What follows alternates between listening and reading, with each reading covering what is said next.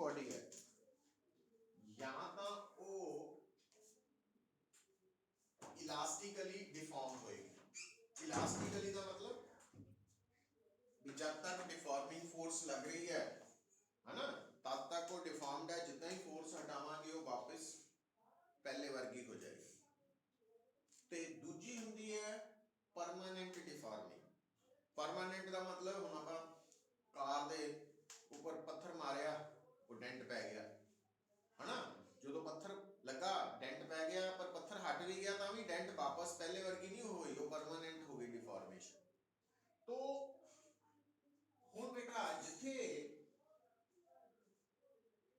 Temporary deformation है, temporary का मतलब जब तक फोर्स लगी हुई है तब तक दी डिफॉर्मेशन है, इलास्टिक डिफॉर्मेशन जिन्हों कह सकते हैं आप।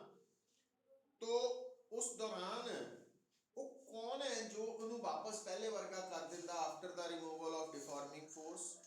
तो वो है, एक मिनट,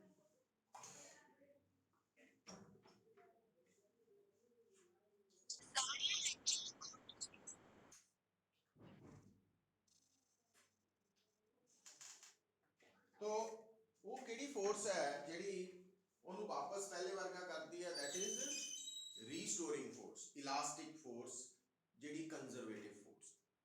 अच्छा, हुण आपां लास्ट लेक्चर च कीता सीगा कि जेड़ी कंजरवेटिव फोर्स है, डिफॉर्मिंग फोर्स है, उहदे अगेंस्ट कीता होया वर्क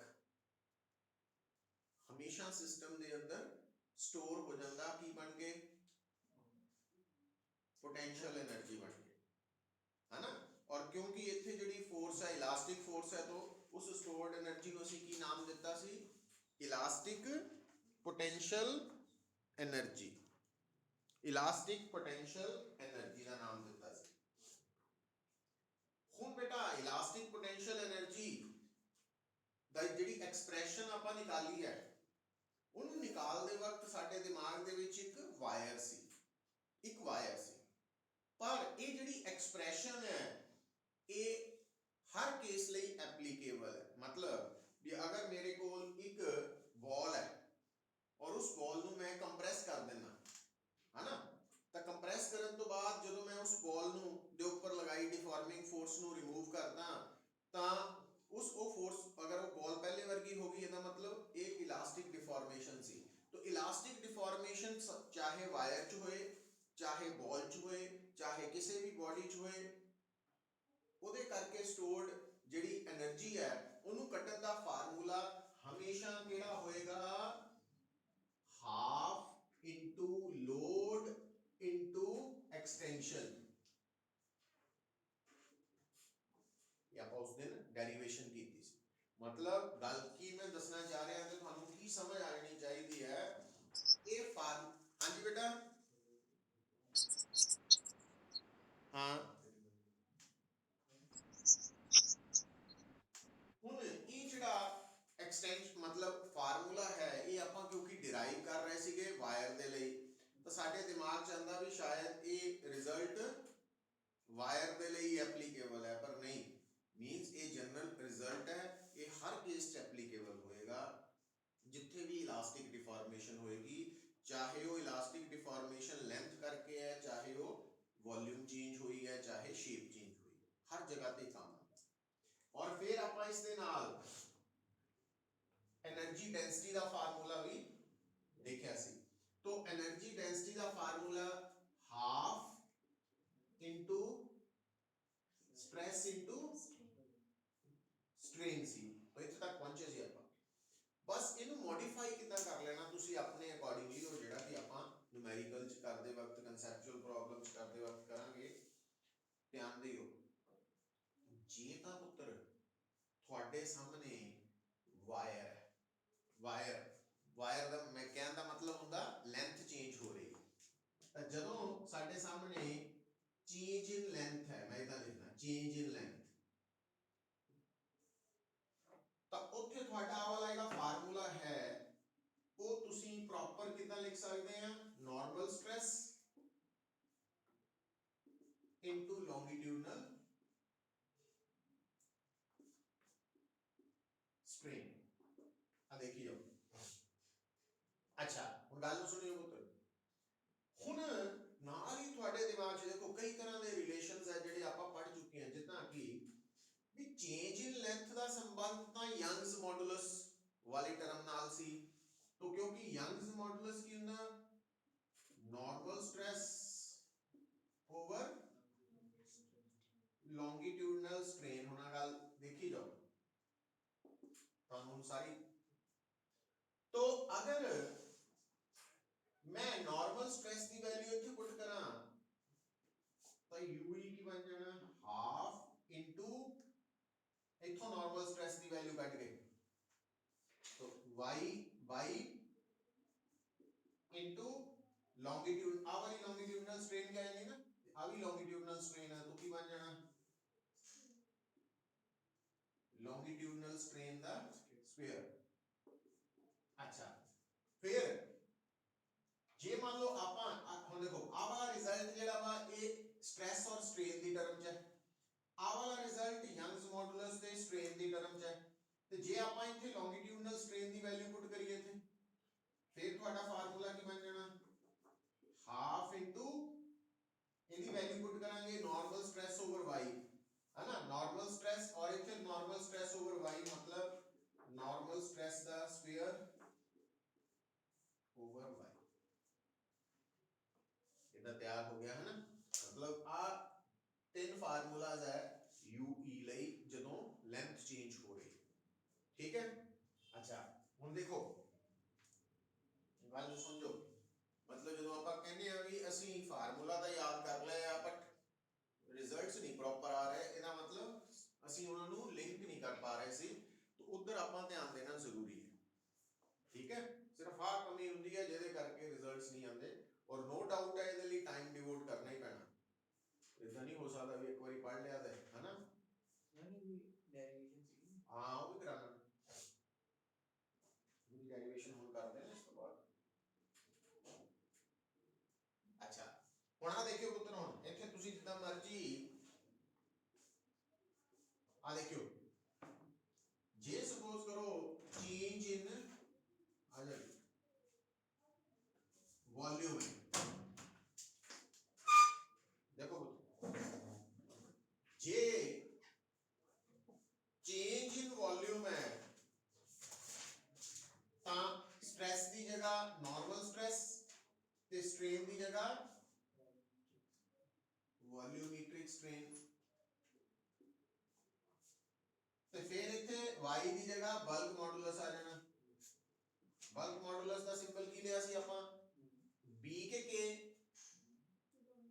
दोनों जो कोई भी यूज कर सकते हैं, तो दसिया सीगा ना, वो देख लेना, कंफ्यूज नहीं होना। इत्थे k का मतलब स्प्रिंग कांस्टेंट या कांस्टेंट ऑफ प्रोपोर्शनैलिटी नहीं है, बल्क मॉडुलस है ना, मैं b लिख देना बल्क मॉडुलस। अच्छा normal stress over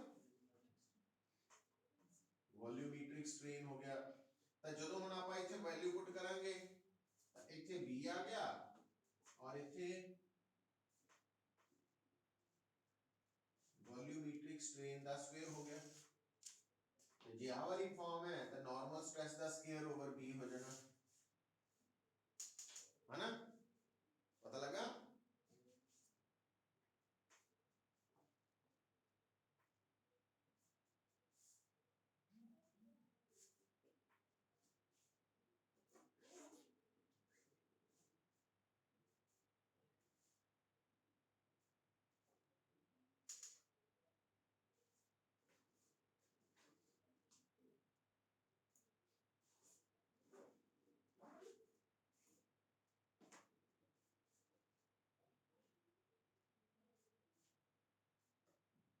last form में बस तो कैसे यार दिख रहा है वो,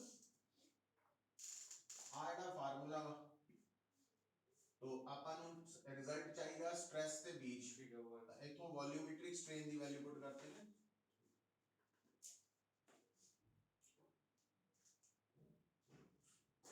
मतलब दो फार्मूलाज है, एलिमिनेशन करनी एक चीज की है ना, वो वैल्यू दूसरे च पुट कर देनी है, बस सिंपल या कांसेप्ट है। अच्छा हुन आ देखियो तीसरा केस चेंज इन शेप, ਜਦੋਂ ਆਪਾਂ ਸ਼ੇਪ ਦੀ ਗੱਲ ਕਰਦੇ ਆ ਤਾਂ ਉੱਥੇ ਟੈਂਜੈਂਸ਼ੀਅਲ ਸਟ्रेस ਆ ਜਾਂਦੀ ਹੈ ਤੇ ਸ਼ੀਅਰਿੰਗ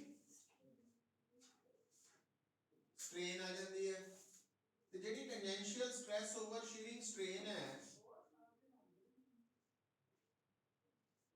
ਉਹਦੀ ਰੇਸ਼ੋ ਕੀ ਹੁੰਦੀ ਹੈ ਮੋਡੂਲਸ ਆਫ ਰਿਜਿਡਿਟੀ ਹੈ ਨਾ ਮੋਡੂਲਸ ਆਫ ਰਿਜਿਡਿਟੀ ਉਹਦੇ ਹਿਸਾਬ ਨਾਲ ਫਿਰ ਆਹ ਇਦਾਂ ਬਣ ਗਿਆ ਤੁਹਾਡਾ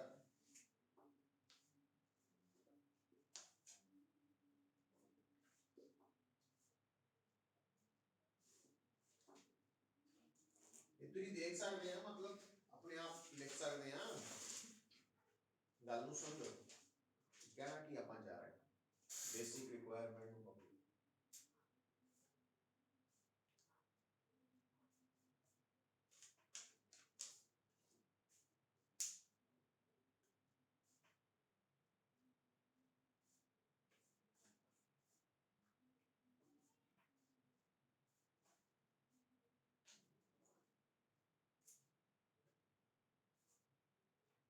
ठीक है अच्छा जे ਆਪਾਂ ਜਨਰਲ ਲਿਖਣਾ ਸੀਗਾ ਤਾਂ ਜਨਰਲ ਜਿੱਦਾਂ ਇੱਥੇ ਆਪਾਂ ਗੱਲ ਨੂੰ Youngs modulus bulk modulus modulus of ਰਿਜਿਡਿਟੀ the term ਚ ਸਮਝਿਆ ਤਾਂ ਜਨਰਲ ਕੀ ਹੈ ਇੱਥੇ ਕੀ ਆ ਜਾਣਾ coefficient of ਇਲਾਸਟਿਸਿਟੀ E stress over strain ਉਹਦੇ ਹਿਸਾਬ ਨਾਲ ਸਾਰੇ ਫਾਰਮੂਲਾ ਬਣ ਜਾਣੇ ਹਨ ਵੀ ਇੱਥੇ E ਆ ਗਿਆ ਕੋਐਫੀਸ਼ੀਐਂਟ ਆਫ ਇਲਾਸਟਿਸਿਟੀ और इस स्ट्रेन का स्केयर आ गया और आ वाला इतने स्ट्रेस का square over coefficient of elasticity आ गया तो बेसिक फॉर्म है ਉਹਨੂੰ पकड़ लो तो ਉਹਦੇ ਚ ਜੋ ਰਿਕੁਆਇਰਮੈਂਟ ਹੈ ਉਹਦੇ ਅਕੋਰਡਿੰਗਲੀ ਡੀਲ ਕਰੀ ਲਓ ਅੱਛਾ ਇੱਕ ਹੋਰ ਦੇਖੋ ਇੰਟਰਸਟਿੰਗ ਗੱਲ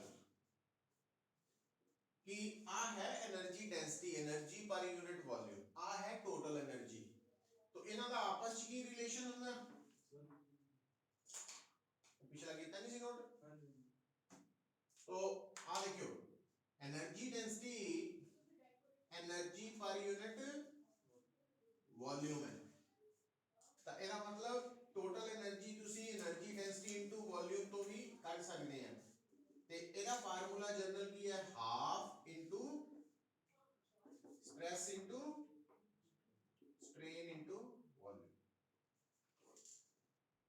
मतलब total energy half into load into extension तो नहीं ਇਹਦੇ ਤੋਂ ਵੀ ਕੱਢੀ ਜਾ ਸਕਦੀ ਹੈ half into stress into strain into volume ਤੋਂ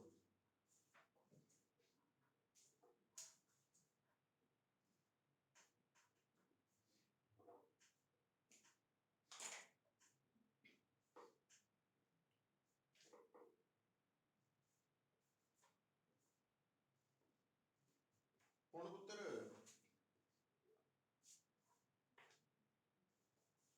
मतलब ये अपने आप बड़ा इंपॉर्टेंट कंसेप्ट है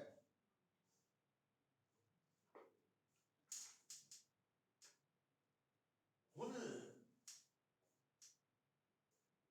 नेक्स्ट पॉइंट की है ਇਹਦੇ ਰਿਗਾਰਡਿੰਗ ਡੈਰੀਵੇਸ਼ਨ और वो मैं गल ਤੁਹਾਨੂੰ बार-बार ਦੱਸ ਰਿਹਾ क्योंकि ये स्कूल टू स्कूल वेरी करना +1 है इंटरनल है हर एक दी अपनी सेटिंग है ਆਪਾਂ पूरी टॉपिक पढ़ने हैं सारे पर ਜਦੋਂ ਤੁਹਾਡੇ ਫਾਈਨਲ ਐਗਜ਼ਾਮ ਆਉਂਦੇ ਆ ठीक है ना तो फाइनल एग्जाम दे अकॉर्ड जो पता लग गया भी आ शुरू होने हैं 10-15-20 दिन पहला प्रेपरेशन शुरू करनी है तो जो स्कूल च उन्होंने दसिया वा जो टॉपिक करवाए है जो छुड़वाए है उसके अकॉर्डिंगली एक्ट करना उस वक्त सारा नहीं करने की लोड़ होंगी है ना पर वैसे सारा पता होना चाहिए क्योंकि कंपटीशन च सारा कुछ एप्लीकेबल होना साडे लई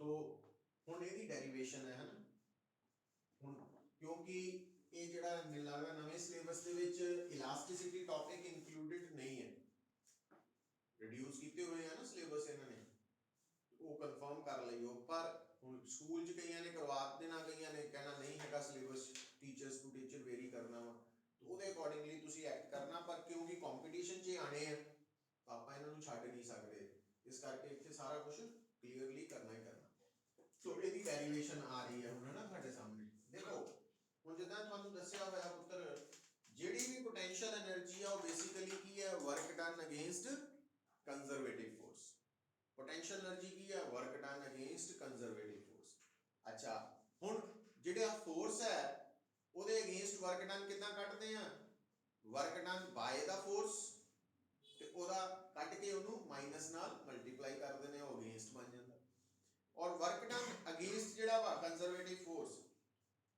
ਹੁਣ ਜਦੋਂ ਸਾਨੂੰ ਇਹ ਟਰਮ ਯਾਦ ਹੋ ਗਈ ਤਾਂ दूसरा फिर ਨੇ ਅੱਗੇ ਪਤਾ ਕੀ ਦੇਖਣਾ ਹੁੰਦਾ, ਜਦੋਂ ਵੀ ਅਸੀਂ ਵਰਕ ਡਨ ਅਗੇਂਸਟ ਜਾਂ ਬਾਏ ਦਾ ਫੋਰਸ ਕੱਢਣਾ ਤਾਂ ਸਭ ਤੋਂ ਪਹਿਲਾਂ ਫੋਰਸ ਤੇ ਨਿਗਾਹ ਰੱਖੋ ਵੀ ਇਹ ਕਾਂਸਟੈਂਟ ਫੋਰਸ ਹੈ ਕਿ ਵੇਰੀਏਬਲ, ਕਿਉਂਕਿ ਜੇ ਉਹ ਵੇਰੀਏਬਲ ਫੋਰਸ ਹੈ ਫਿਰ ਇੰਟੀਗ੍ਰੇਸ਼ਨ ਤੋਂ ਟੋਟਲ ਵਰਕ ਡਨ ਆ ਪਹਿਲਾਂ ਸਮਾਲ ਵਰਕ ਡਨ ਕੱਢਣਾ ਪੈਣਾ, ਪਰ ਜੇ ਉਹ ਕਾਂਸਟੈਂਟ ਫੋਰਸ ਹੈ ਫਿਰ ਆਪਾਂ ਇੱਕੋ ਸਟੈਪ 'ਚ ਹੀ ਡਾਟ ਪ੍ਰੋਡਕਟ ਕਰਕੇ ਟੋਟਲ ਵਰਕ ਡਨ ਕੱਢ ਸਕਦੇ।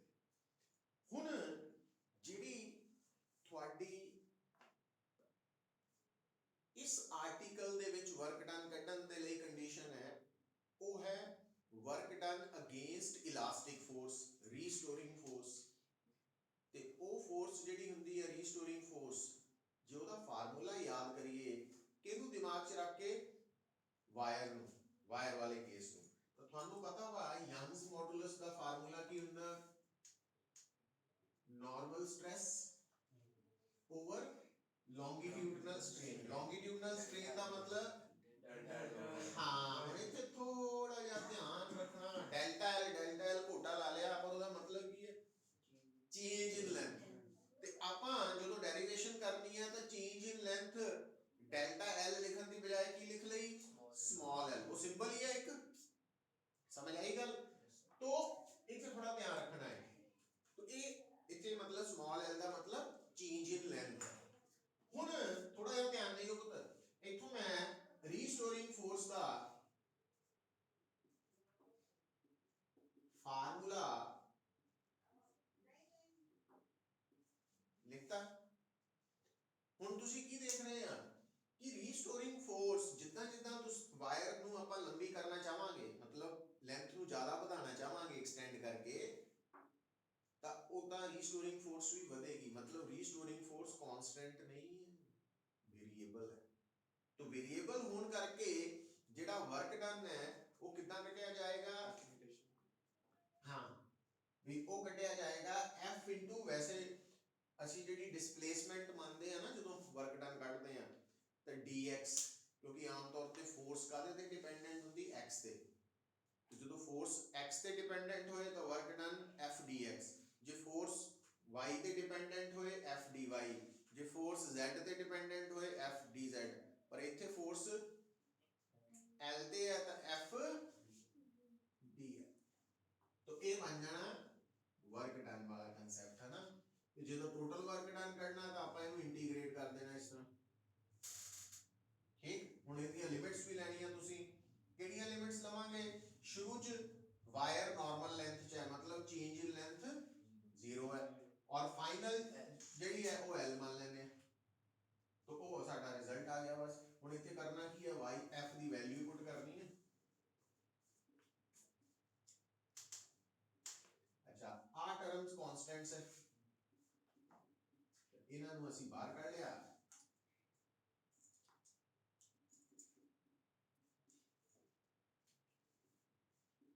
L square by 2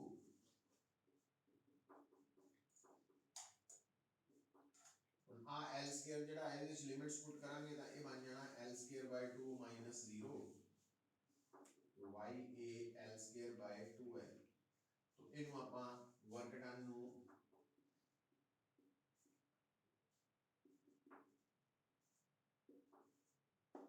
ਆ ਲਿਖ ਸਕਦੇ ਬੇਟਾ।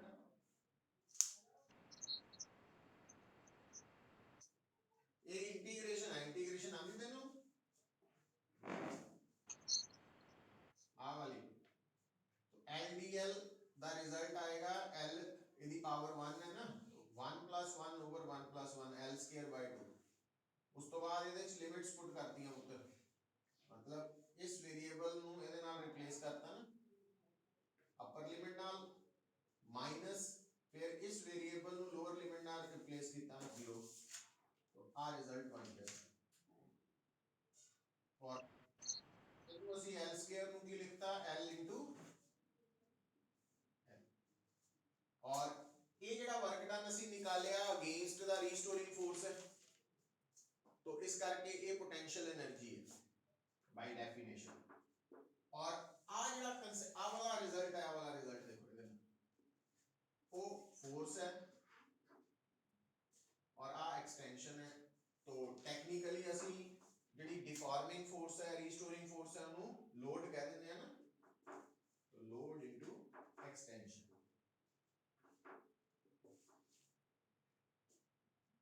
आ गया रिजल्ट। ये डेरिवेशन है जिहड़ी कि स्कूल के अकॉर्डिंगली आ सकती है, तुसीं चेक कर लेना।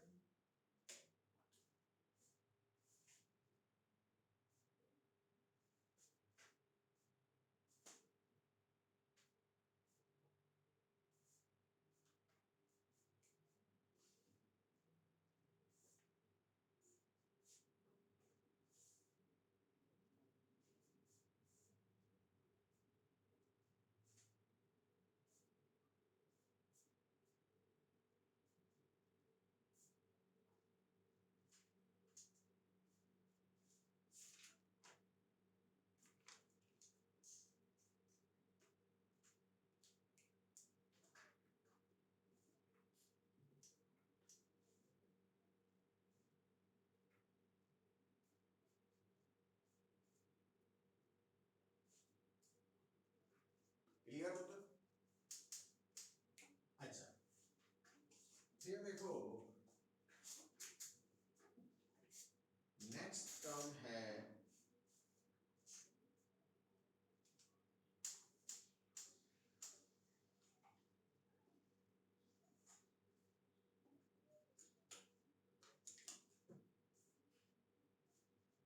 Poisons ratio. जो पॉइजन्स रेशो है ये की है एक्चुअली बेटा, तुसी इनू प्रैक्टिकली गल नू समझो। मैं थोड़ा जिहा ना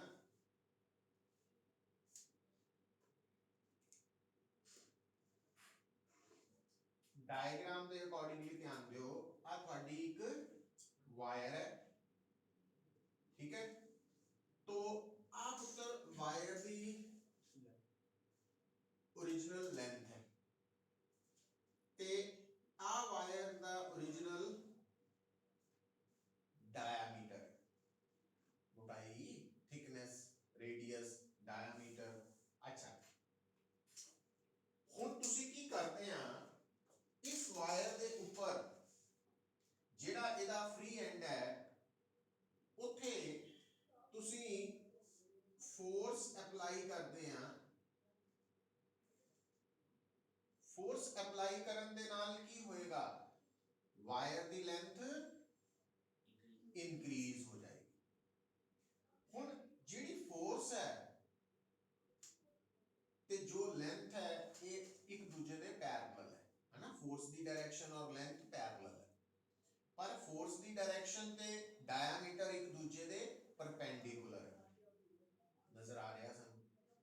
हुण प्रैक्टिकली की होएगा कि जदों ये वायर लंबी होएगी तो उहदे नाल नाल ये पतली भी होएगी कि नहीं। जदों आपां किसी चीज नूं खिंचदे हां, लेंथ तो वधेगी, नाल उहदी थिकनेस भी घटेगी, फर्क पैंदा। तो हुण पुत्र जदों आपां वैसे असीं नॉर्मल कंडीशनस दे विच जद तक सानू स्टेटमेंट च पूरी तरह नाल मेंशन ना किया जाए तब तक तो असीं यही मान के चलना कि लेंथ ही बढ़ रही है, एरिया ते कोई फर्क नहीं पै रहा। बट कई स्पैशल जगह के उपर केसिस बनने हैं जिथे उन्हें कहना भी पॉइजन्स रेशो कंसीडर करने, उत्थे फिर लेंथ दे चेंज होने नाल एरिया ऑफ क्रॉस सैक्शन या डायामीटर या रेडियस से भी फर्क पै रहा, वो भी कंसीडर करना। तो हुण होना की है पुत्र, तुहाडी ये जिहड़ी वायर है ये लंबी तो हुई है, नाल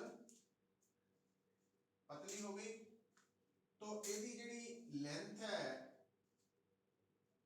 वो तो इंक्रीज की डेल्टा एल है ना। तो डेल्टा एल की है इसकी चेंज इन लेंथ। तो change in length over original length नूं असीं बोलदे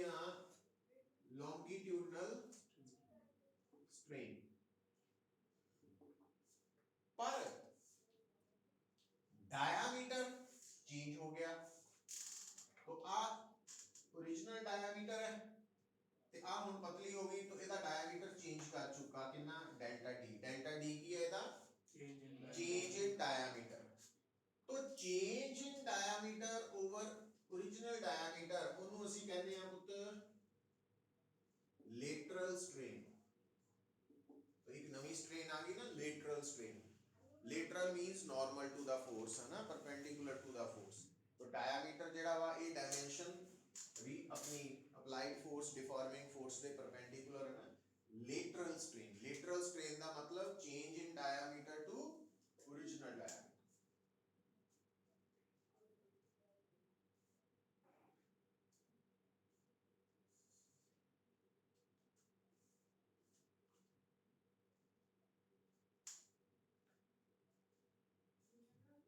तो जो पॉइजन्स रेशियो है बेटा बेसिकली वो है ratio of lateral strain to longitudinal strain। lateral strain to longitudinal strain। lateral से longitudinal strain है ना, इनका भी रेशियो है।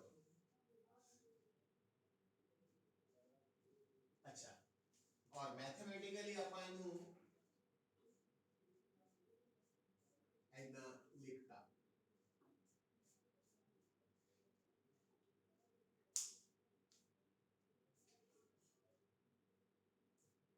तो ये माइनस साइन क्यों इंट्रोड्यूस किया फार्मूला च, क्योंकि जदों लेंथ इंक्रीज होएगी तो डायमीटर ने डिक्रीज करना ना। तो इस कारण करके जो पॉइजन्स रेशियो है वो पॉजिटिव टर्म है, तो उन्होंने पॉजिटिव रखने लिए ਅਸੀਂ नेगेटिव साइन फार्मूला च लिखते हैं। मतलब जदों ਤੁਸੀਂ कैलकुलेशन करनी है पॉइजन्स रेशियो ਲਈ ਤਾਂ sigma is equal to minus lateral strain over longitudinal strain लिखना। तो माइनस ने ਜਿਹੜਾ ਵਾ ਉਹ सिग्मा ਨੂੰ पॉजिटिव बना देना।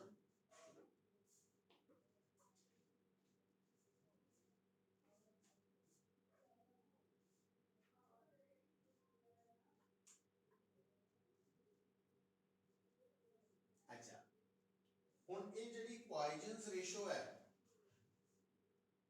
प्रैक्टिकली ਆਪਾਂ ਨੂੰ ਕੋਈ ਅਗਰ ਪੁੱਛੇ ਕਿ प्रैक्टिकली पॉइजन्स रेशियो ਦੀ ਵੈਲਿਊ ਕਿੰਨੀ ਹੋਏਗੀ, ਤਾਂ पॉइजन्स रेशियो ਦੀ ਵੈਲਿਊ प्रैक्टिकली 0 ਤੋਂ ਲੈ ਕੇ ਹਾਫ ਤੱਕ ਹੋਏਗੀ। 0 ਦਾ ਮਤਲਬ ਹੈ ਵੀ ਉਸ ਵਾਇਰ ਦੀ ਲੈਂਥ ਤਾਂ ਵੱਧ ਗਈ ਪਰ ਡਾਇਆਮੀਟਰ ਤੇ ਕੋਈ ਫਰਕ ਨਹੀਂ ਪਿਆ। ਤੇ ਜੋ पॉइजन्स रेशियो हाफ कदों आएगी, जदों लेंथ भी बढ़ गई, डायमीटर भी चेंज हो गया पर वॉल्यूम कांस्टेंट है। ये रिजल्ट्स हैं बड़े इंपॉर्टेंट कि पॉइजन्स रेशियो दी वैल्यू जड़ी है सिग्मा दी वैल्यू प्रैक्टिकली 0 तो लेके 0.5 तक होंदी है। जदों सिग्मा दा मतलब इत्थे की है पॉइजन्स रेशियो, ध्यान दे। तो पॉइजन्स रेशियो जो किसी चीज की 0 है तो उसका मतलब की है सिर्फ लेंथ चेंज करेगी, डायमीटर चेंज नहीं करेगा, मतलब वो मटेरियल दी बनी है। तो और अगर सिग्मा 0.5 है, पॉइजन्स रेशियो 0.5 है, 0.5 ਨੂੰ हाफ भी कह सकते हैं ना, तो फिर लेंथ डायमीटर दोनों चेंज करेंगे but volume will remain constant. Volume constant रहे।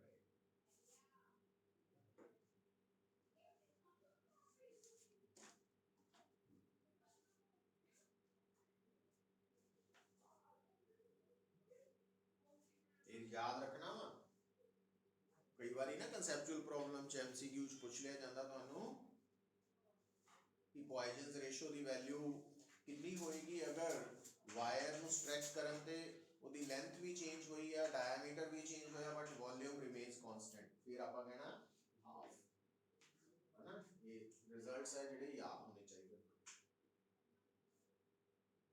अच्छा,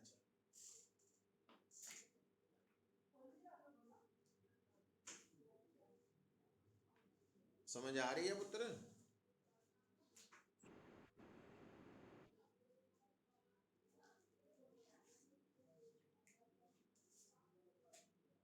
पवनीत, भव्या, हिमांशु, विश्व। ठीक है बेटा, इदा करो मीटिंग ना एंड करके रीजॉइन कर लो ना, नेक्स्ट